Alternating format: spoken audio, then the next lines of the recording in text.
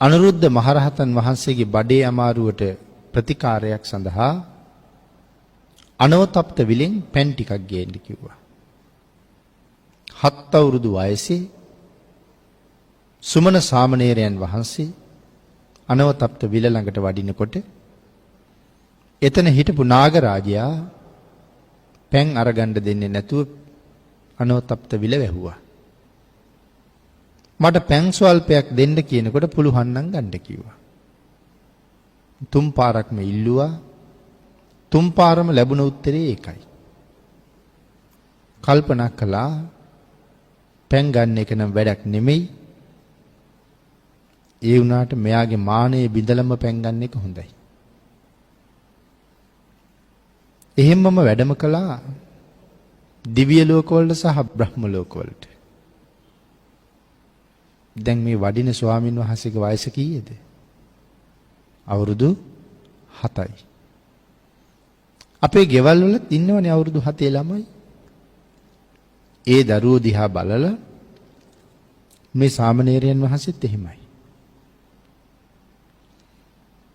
සියලු දෙවියන්ට බ්‍රහ්මයන්ට මතක් කළා අනවතප්ත විලගාව පොඩි යුද්ධයක් තියෙනවා. එන්න බලන්න කියලා. අවුරුදු 7ක් වයස වුණාට මහරහතන් වහන්සේ නමක් කතා කරාම කිසිම දෙවියෙකුට නෑවිත් ඉන්න බෑ. දෙවියෝ රොක්කුණා අනවතප්ත විල වටේට. සාමණේරයන් වහන්සේ ලොකු බ්‍රහ්මකයක් මවාගත්තා. බ්‍රහ්මකයක් කියහම බ්‍රහ්මකය හරි විශාලයි. සාමාන්‍යයෙන් කොයි වගේද? ධර්මයේ පැහැදිලි කරන තැනක සඳහන් කරන්නේ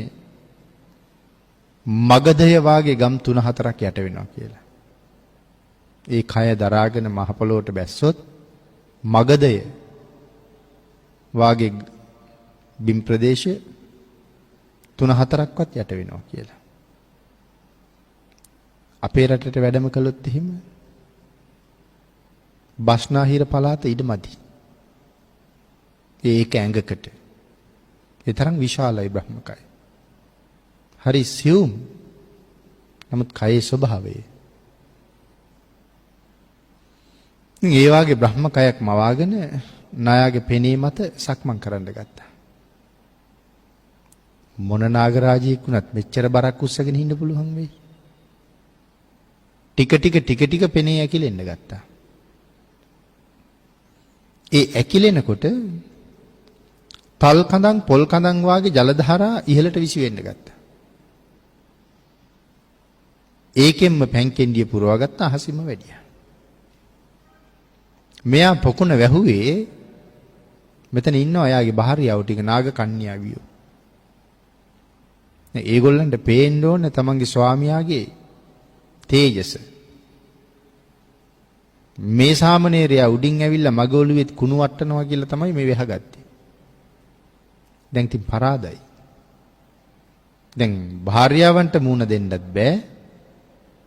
දෙවිවරු බ්‍රහ්මයෝ විල වට කරලා අහසේ කෝටි ගණන්.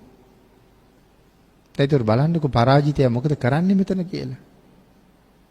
අන්න ඒ පරාජයෙන් මූණ හංග ගන්න සාමණේරයන් වහන්සේගේ පිටිපස්සෙන් එළෙව්වා. උන්වහන්සේ අහසින්ම වැඩලා අනුරුද්ධ මහරහතන් වහන්සේට පැන් එක පිළිගන්නවා. නාගයාත් හරි බලවත්. පිළිගන්නනකොටම නාගයාත් ළඟ. වළඳන්න එපා ස්වාමීනි කැප නෑ කියලා කිව්වා.